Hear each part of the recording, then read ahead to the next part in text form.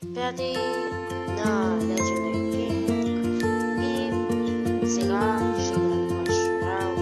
Както виждате, в Newsfile съм сложил Epic Challenge, който започва след един ден.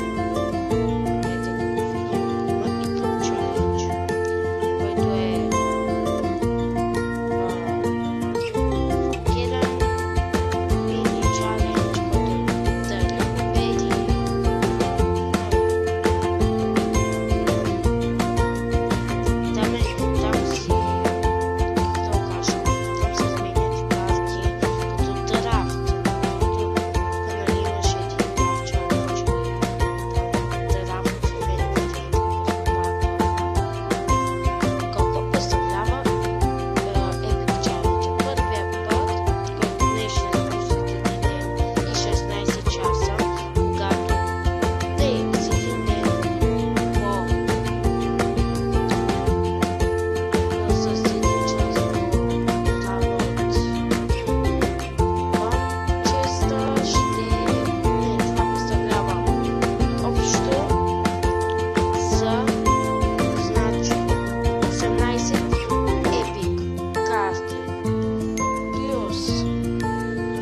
Максът е 9 лин, както виждаме и тук е добавен.